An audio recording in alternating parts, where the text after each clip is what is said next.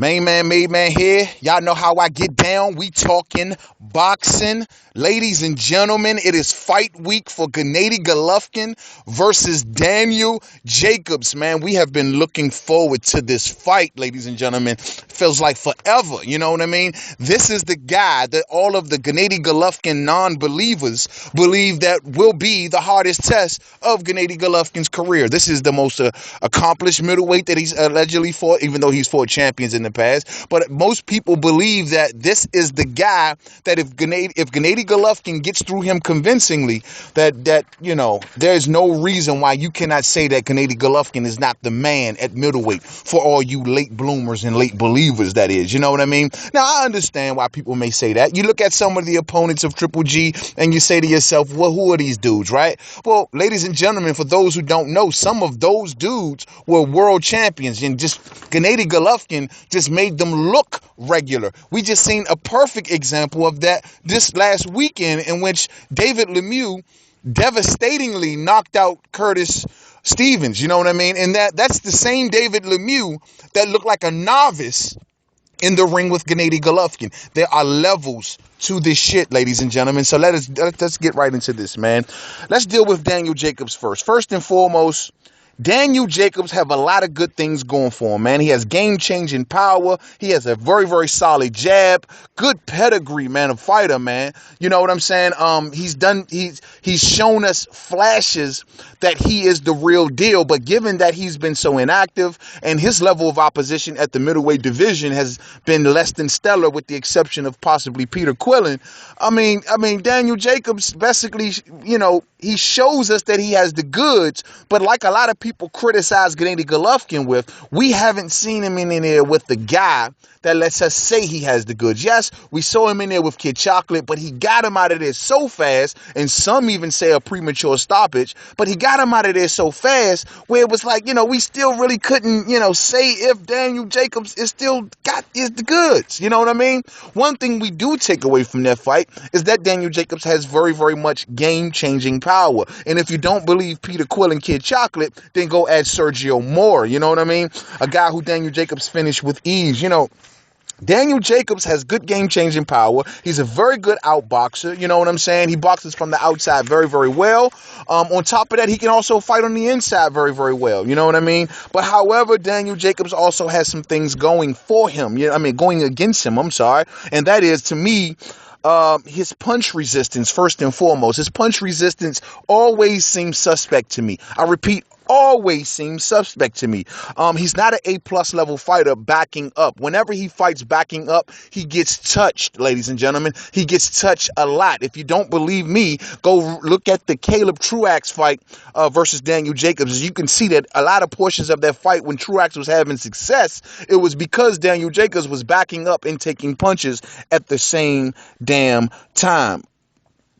Also, Daniel Jacobs is not an aggressive fighter to me. Some say he is. I don't believe he is. He's more of an outboxer. He's more of a mover, in my opinion, man. But to me, that's just not good enough. Some people may believe that, hey, he cannot stand right there in front of Gennady Golovkin, so he should be a mover. He's got to box on the outside. Well, go ask Willie Monroe the same thing, because to this date, ladies and gentlemen, I thoroughly believe that the best guy who's got the best licks on Gennady Golovkin, fought him the best and took him to his limits, in my opinion, was Willie Monroe. Willie Monroe fought a great fight against Gennady Golovkin. However, he did not have the power to keep Gennady Golovkin honest from walking through the front door, first and foremost, and he didn't stick with the game plan that he was successful with. He got off of the game plan, like a lot of Gennady Golovkin's opponents usually do. They start off well and they have the game plan going in, but then that old Mike Tyson syndrome always kicks in.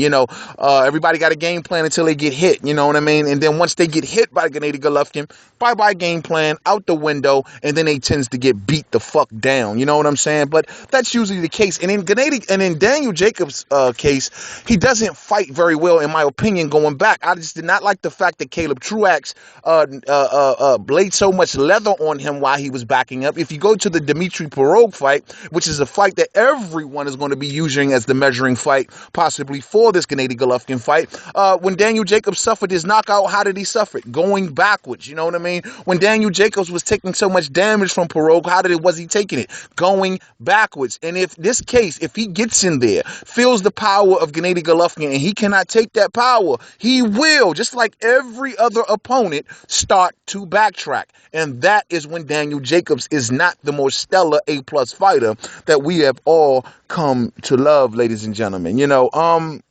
Now let's go on take a little look at Gennady Golovkin. Now, Gennady Golovkin, the Terminator, the tank, the man from Kazakhstan who just cannot fucking be beat no matter who you put in the ring with him, whether it's a middleweight, whether it's a welterweight, whether whoever the fuck, nobody can beat this man. It's taking stellar A-plus level fighters, the so-called cash cow of boxing, got the fuck up out his way by dumping his title and giving it to Gennady Golovkin, just like the little sucker that he is, right? Gennady Golovkin said, hey, man, give me my belt. I want my belt. And what the fuck does Canelo Alvarez do?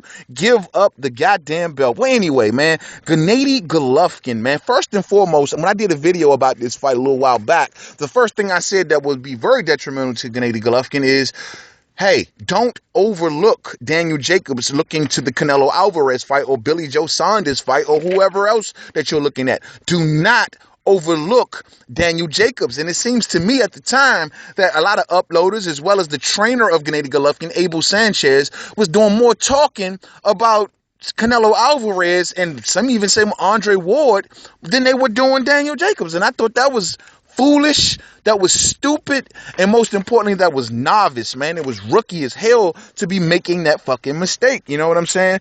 Do not do that. Now, Gennady Golovkin has a lot of good things going for him as well, and some of the best things he has going for him is that he has a great chin, first and foremost. We've seen this dude take shot after shot after shot. Though my main man, Kell Brook, is a welterweight, Kell Brook laid major leather on him. Some say the uppercut that he put on that chin bone took Gennady Golovkin off his feet. You know what I mean? So he has been hit cleanly by not just Kell Brook, but several fighters, even middleweight fighters. He's been hit cleanly by guys like Curtis Stevens. He was hit cleanly by guys like Willie Monroe, who we just talked about earlier and said lacked the power. He was getting hit cleanly by a lot of the fighters. You know what I'm saying?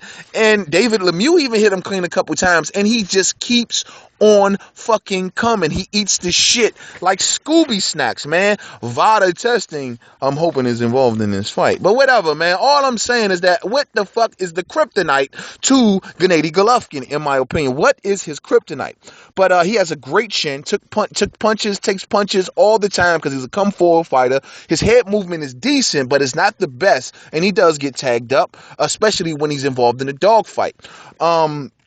He sits on his punches, which is very smart, because this is the reason why I've always said that Gennady Golovkin is able to hurt his opponents, and a lot of the opponents are not able to hurt him, because he's always coming forward, which means that before he swings, he's always planting his feet, gathering the power from his legs and his waistline, and bringing it out through his fists. And ladies and gentlemen, if the opponent is constantly backing up, not being able to grasp the level of power that Gennady Golovkin is, that's going to be a problem. And that's what happens. The fighters tend to back up, fighting off the back foot, can't get the same kind of power that Gennady Golovkin is coming forward with, planting his feet with, and these guys cannot hurt this man like he is hurting them, because they acting like biatches. You know what I mean? But anyway, man, anyway.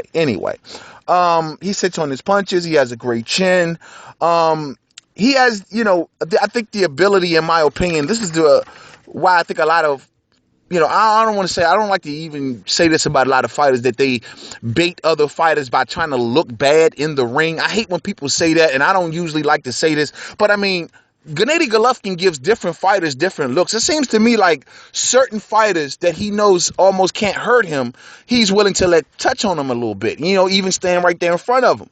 But then those who he knows that actually pack a nice little punch, he comes aggressive and comes forward, but smartly, working behind his jab, using his head movement to go side to side. He does that a lot more, much more careful than walking in the front door. When he fought David Lemieux, he came forward the entire fight, stopping at a point, keeping enough space between the two, but he kept coming forward, but he was working slowly, behind the jab, slowly, behind the jab, jab, get to the inside, boom, boom, boom, jab, jab.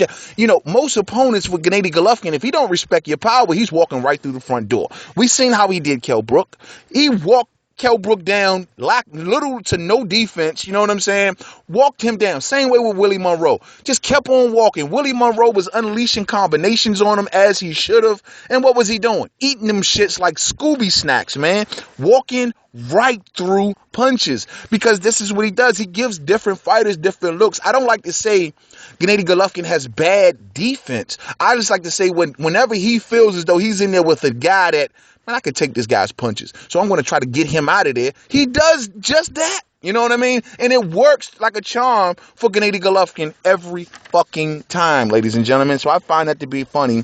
I find that to be funny indeed. He cuts off the ring like nobody's business, man. Like, the way Gennady Golovkin cuts off that ring is fucking magical. The ring is not big enough, man. Nobody can stay away from Gennady Golovkin, man.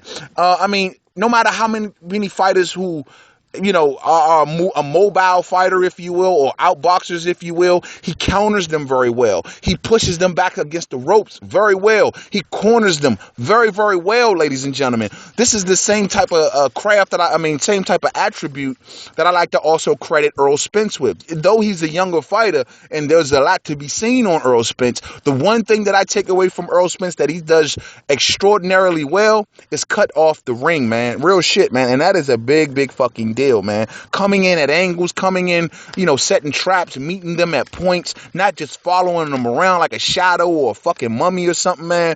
Gennady Golovkin is the best at it, man. So those are some of the goods about Gennady Golovkin there, man. Let's go to some of the bads, though, for Gennady Golovkin, man. Some of the bads for Gennady Golovkin, in my opinion, he relies too much more on power than he does on actual skill. Not to say he doesn't have any skill, because we just talked about that. I'm just saying I think he overly relies on his power, and he overly compensates himself with his power, because he's always looking to say, well, maybe this guy can't hurt me, I'll just beat him with my power. And in a lot of cases, in most cases, he beats opponents with his power, better yet than his skill. Well, what happens when Gennady Golovkin encounters an opponent that's highly, highly skilled and knows how to neutralize his power, such as an Andre Ward? What will he do in that particular case, ladies and gentlemen? Will he become this super fundamentally boxer, a good outboxer? I mean, what would he do? In my opinion, he relies overly much on his power, yet no one has been able to make him have to change it up. You know what I'm saying? So I think that's a bad thing. Gennady Golovkin, eventually, the shots that he does take will catch up with him, man. Yes, he has a granite chin, but eventually, and we don't know what fight, what night, if he keeps taking punches in the manner that he does, I'm telling you, man, because even in the fights that he do beat one side, he still takes punches, ladies and gentlemen. And though he eats them and he walks through them, every man has a breaking point. It's not smart to use your face as defense. You know what I'm saying? And that's just real shit. But that being said, also, Gennady Golovkin, I don't think he uses his distance effectively enough. In a lot of cases, he makes himself if he's taller or longer than the fighter, he never uses those things because he's always looking to get to the inside or come up close on you. So he gives up his height a hell of a lot. And these little things, ladies and gentlemen, against a dude like Daniel Jacobs can be a big fucking deal. Daniel Jacobs just uses his jab very, very effectively, ladies and gentlemen. And you can't be the kind of guy that's going to not only get tagged up a lot, but you just can't be the kind of dude that you can't be overly relying on your power and think you're going to get in there with a highly skilled fighter like Daniel Jacobs. He is going to tag you coming in all fucking day, using the space much better than you will be using it. And I'm telling you, if Gennady Golovkin makes himself a small fighter in his fight, that is not, I repeat, that is not a good idea, man. So those are some of the things he doesn't do so well, just like Daniel Jacobs, man. Now, let's move right along to keys to victory for both fighters, right? Keys to victory for Daniel Jacobs. Well, quite honestly, he has to be first. This is going to be a lot of the blueprint that I am proudly to say that I gave in the Kell Brook fight. If you go back to that video, and that vid still stands, I believe that after hours and hours of studying Gennady Golovkin, I had came up with an awesome, I repeat, awesome game plan. And whenever Kell Brook executed these portions of the game plan, these are the times where he was successful through the fight.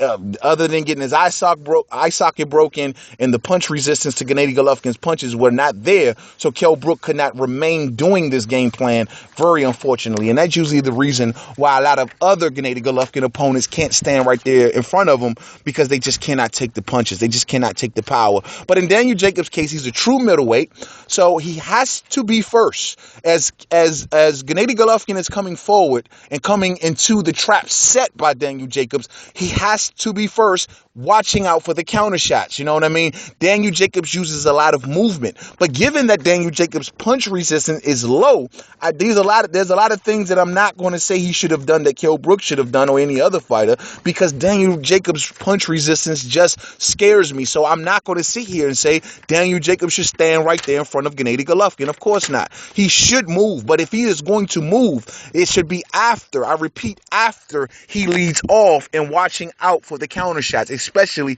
counter shots to the body, because if Golovkin is effectively takes the body away from Daniel Jacobs too early on in the fight, then the movement of Daniel Jacobs will become null and void in the deep waters, and that will be a problem. Daniel Jacobs should hit the body of Triple G, something don't see Daniel Jacobs doing much of these days. You know what I mean? In a lot of his last few fights, I thought the body work from Daniel Jacobs was almost non-existent. You know what I mean? And that's going to be a heavy requirement, because he is going to have to fatigue Golovkin. See, Golovkin, believe it or not, in his last fight with Kell Brook, I thought towards the end of that fight, and this is the reason I always say I wanted to see one more round of that fight, it was because I thought that Golovkin was starting to tire out, and he was breathing awful hard. I didn't know how many rounds left that Golovkin had in him before he starts to not only drop his hands and slow down dramatically, but not have the same sort of power that he would have had at the beginning of the fight. Well, he straight up punched himself to damn near tiring himself out in that fight. And that was because, like I said before, Kell Brook stood there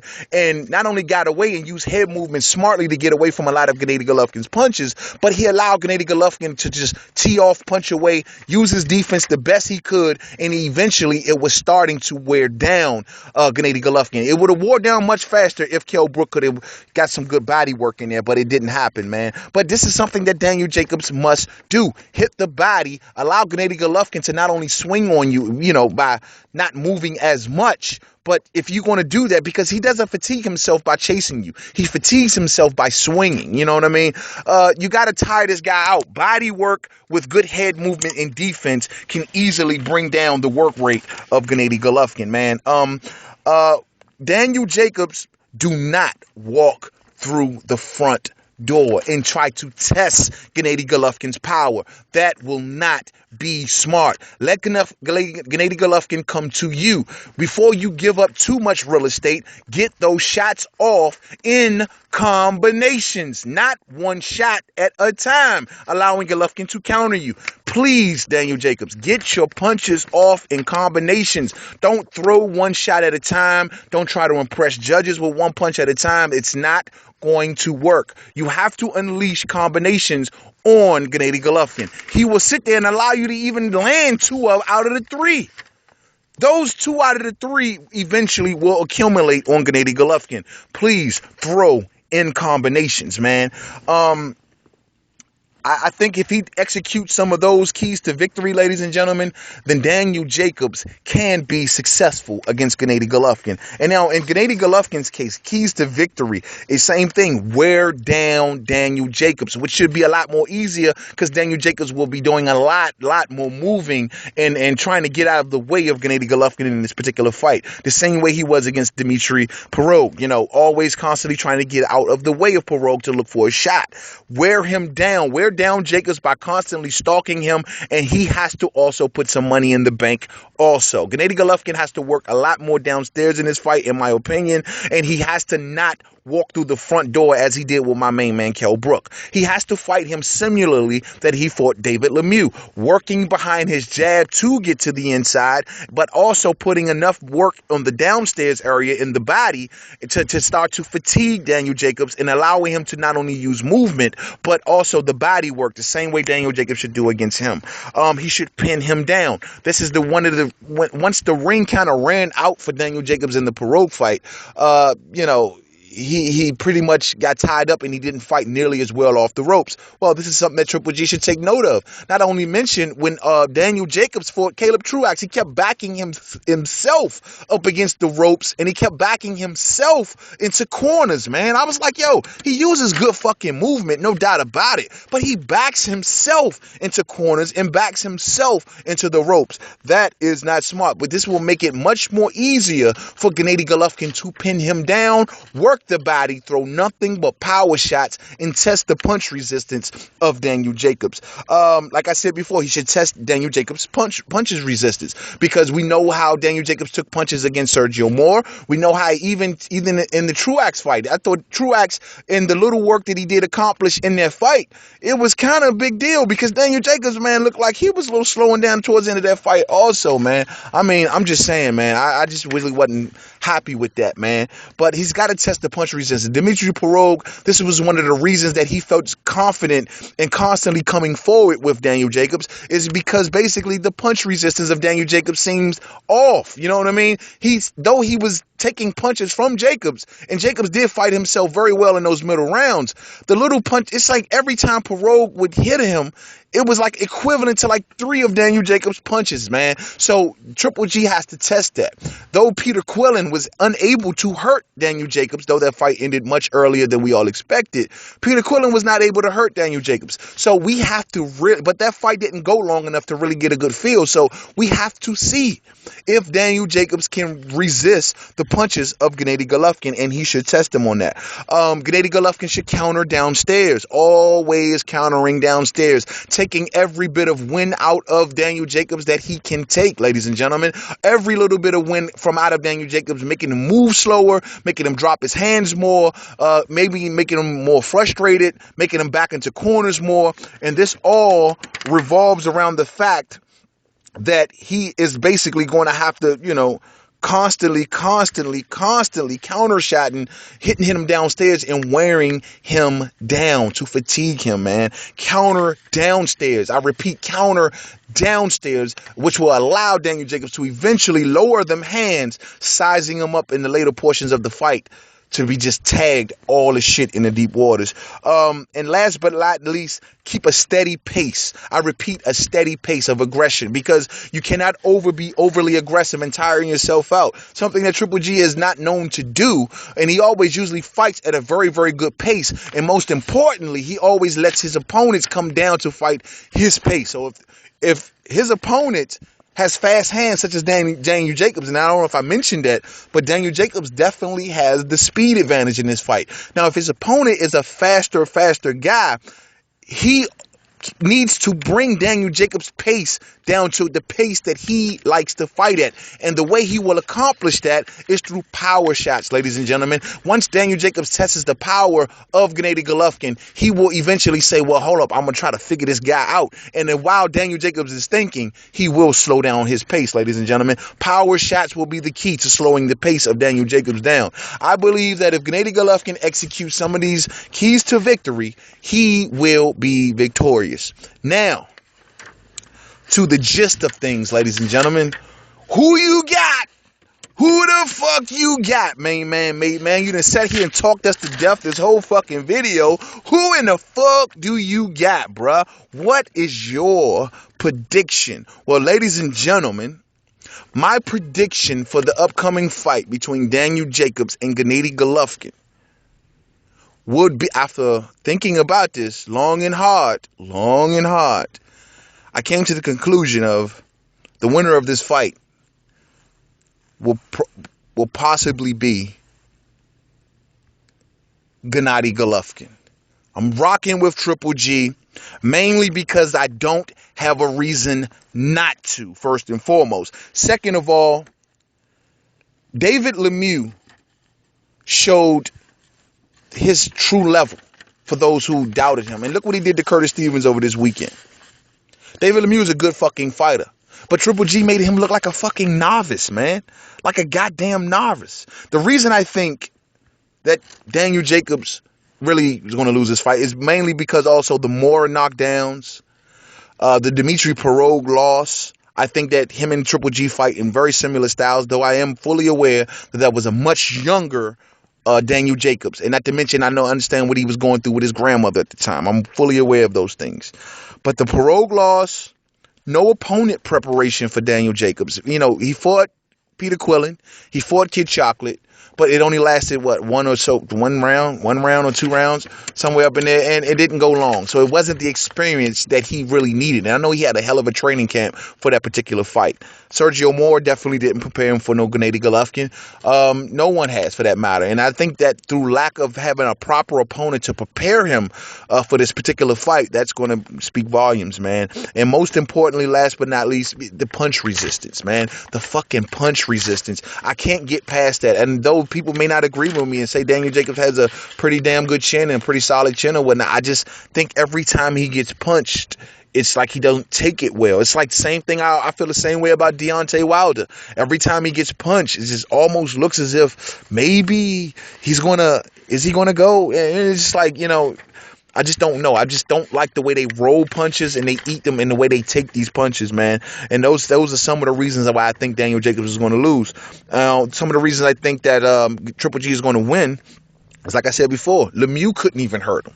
And he has just as much power as Daniel Jacobs do. We just seen that witnessed over the weekend. And Lemieux couldn't even figure out how to get his power shots off accurately against Gennady Golovkin, because Gennady Golovkin just fought so smart, gave him a much different look than I think Lemieux was even expecting. You know what I mean? I didn't even think David Lemieux expected Triple G to even fight in the fashion that he did. Coming in, working behind that jab, using the head movement the way he was, sizing him up for power shots and landing them at the perfect time of the fight, man. Not to mention that Triple G has 3 belts. He's world accomplished. He's beaten champions. He's had fighters like Canelo Alvarez look at him in the eye. He don't duck nobody, and he take on all comers, and this all. But when it came to him, looked him in the eye and gave him the fucking belt, man. That to me just speaks fucking volumes, man. And that's why I say I don't have a reason to go against Gennady Golovkin. He hasn't showed flaws in his game, though my main man Kell Brook fought a hell of a fucking fight. I don't know how much of that just showed to me how great Kell Brook was and just how lackadaisical that Gennady Golovkin could have took in that fight. And that's very, very possible. And this is coming from Kell Brook's #1 fan, ladies and gentlemen. So I just don't know, man. But most importantly, I don't have a reason to predict. To predict against a 3-belt title holder. I just can't. Not what Daniel Jacobs brings to the table and not what he brings to the fight, So there you have it, ladies and gentlemen. That is my prediction. Oh, how will Gennady Golovkin win, right? I'm going to say Gennady Golovkin wins by... I'm going to say Gennady Golovkin wins by stoppage. Round 9. Round 9 stoppage. I'm going to go with Gennady Golovkin, round 9 stoppage. I think at that particular point, Daniel Jacobs will be totally out of gas, getting pinned down either against the ropes or in a corner and taking a lot of punishment from Gennady Golovkin. I don't know if he hits the canvas, but the fight gets either stopped by TKO or somebody ends this fight.